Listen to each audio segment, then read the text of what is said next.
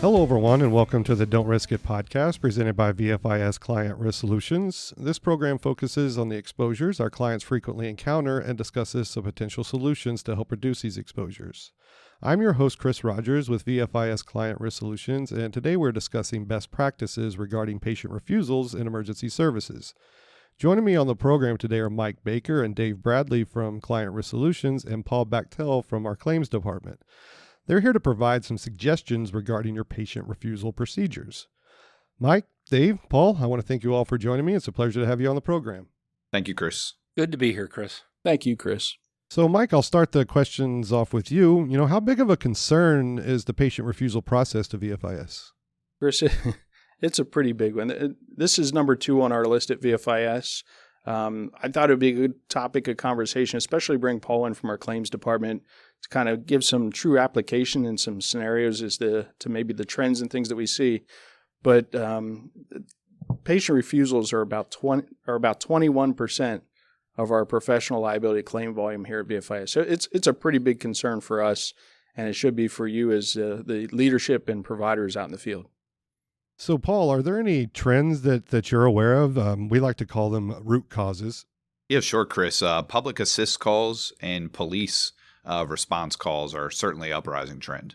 So what's some of the things, I guess when we say they're an uprising trend, is it maybe the providers leave their guard down? Is that one of the primary reasons that we see it in those particular types of calls, you think? Yeah, I would say it's fair. In police situations especially, taking the advice of the handling officer on the scene and following their directions can cause concerns with not securing that patient refusal. Okay. Dave, you think in those scenarios, would it be best to throw a signature from the officer or the arresting officer? Is that possible? Or how would you handle that situation as a field provider? Hopefully you have good relations with law enforcement and this issue is resolved before it occurs. So there's an understanding when you're on the scene, who's in charge of what. I'd have to bounce back to Paul to say, would an officer's signature justify a refusal or be acceptable as a refusal? Yeah, I would say in the world of claims, no. We would certainly want the patient to sign the refusal. And I think it's okay for providers to challenge and question getting that refusal. Sure, absolutely. We tend to see them, I think, as well, you referred to on the public assist calls. So I guess when we define public assist calls, that's, call for the, I don't really have a medical emergency or a medical need, but I've fallen and I just can't get my spouse up, or I'm having an issue, just need some ambulatory help. Those type of calls. Am I correct, Paul? Is that what you're seeing in those public assist calls? Yeah, definitely. When you're on the public assist calls, you should certainly be securing a patient refusal. It's important. You don't know exactly what's wrong with them, even if you're just picking them up and helping them move or getting back to their feet. You never know what's going to come down the road. Yeah. And, to add to that, from both a leadership standpoint from an EMS organization and also as a field provider, typically those are older patients who their sensation of injury may not be as good as what ours are. And it's really important to do a full assessment if they'll let you. And, if they won't let you, there's a lot of things you can document without laying a hand on them. You can document gait, you can document any injuries you see, things like that. So securing good documentation as comprehensive as possible is huge.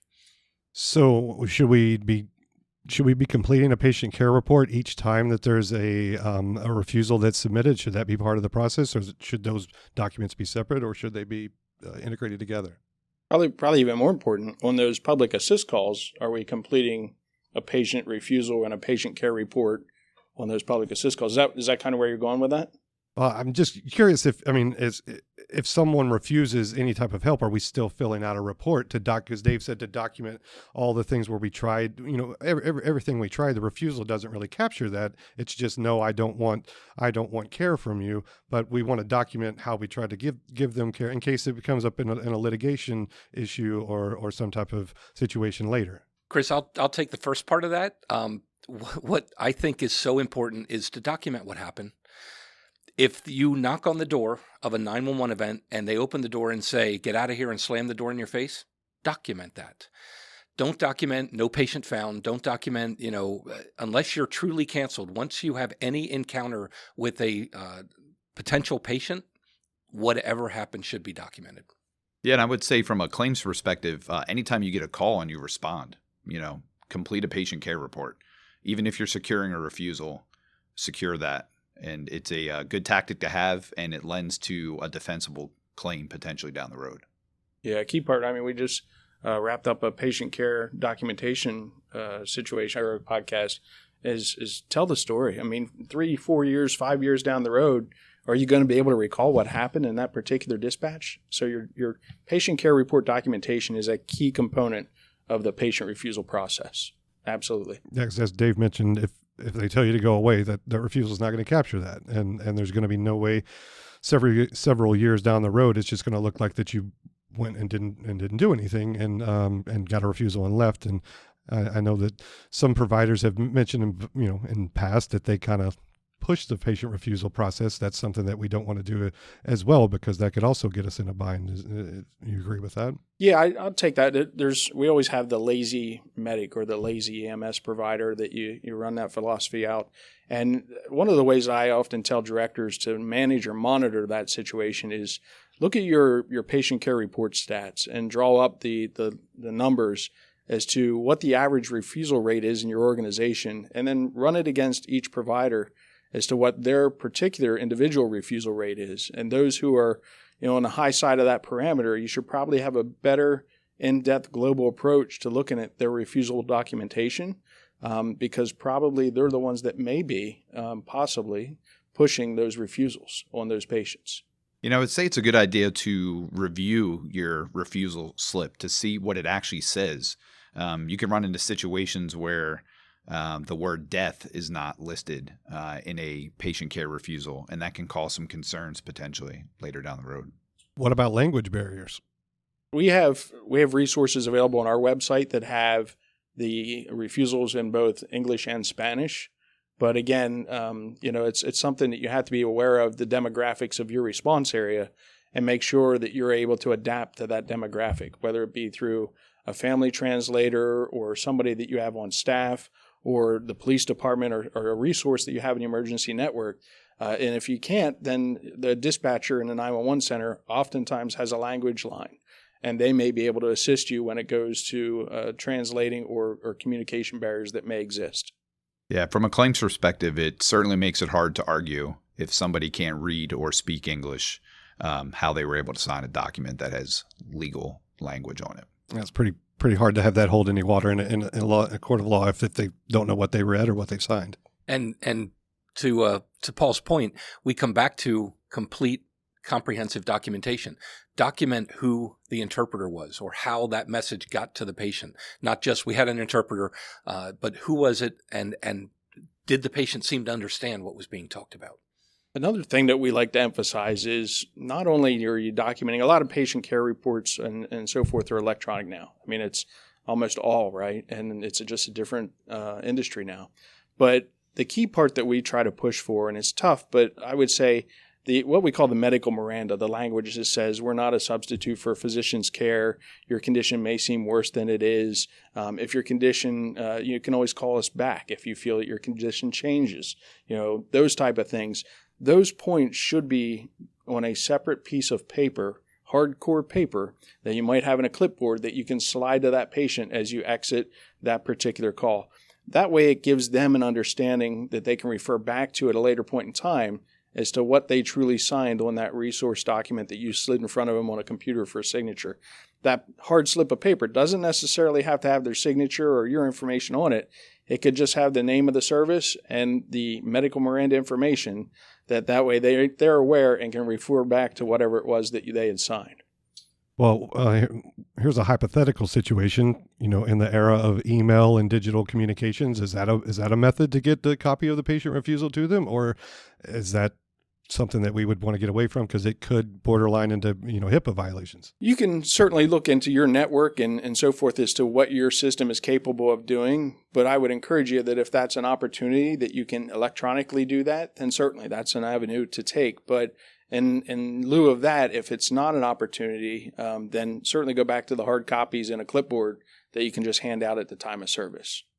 Yeah, I would agree, Chris. I think being able to justify that somebody receives something via email and text and having the appropriate information is certainly helpful. Better to than the nothing. defense. It's better than nothing.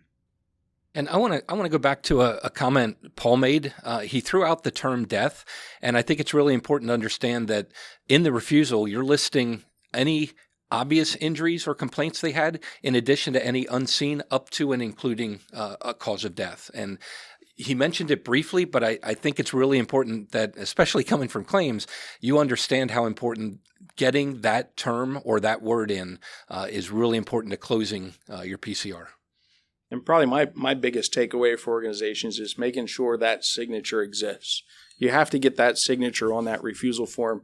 If you do not have a signature on a refusal form, that makes that case very difficult to defend in the court. Yeah, I agree, Mike. So to summarize, it almost seems like that the refusal document is a part of the patient care reporting process. It's not necessarily a standalone document. It's the two go together. If a patient refuses your services, then you need to document it. It doesn't need to be just a refusal as a standalone document. Absolutely. They complement each other perfectly. Well, gentlemen, I want to thank you all for joining me today. It was a pleasure to have you on, and thanks for all the great information. Thanks, Chris. Thank you, Chris. Thank you, Chris. And I want to thank you for listening to the program and for your interest in VFIS safety resources. I want to thank our guests Paul Bachtel, Mike Baker, and Dave Bradley once again for their time and information. Please consider subscribing to our program to stay up to date on new content releases. Also, if you like what you've heard, please consider leaving a review below. For more information about the many resources available from VFIS, please visit VFIS.com. And to submit ideas for future discussions, please reach out by email and VFIS Risk Control at VFIS.com. Thanks, everyone, and have a great day.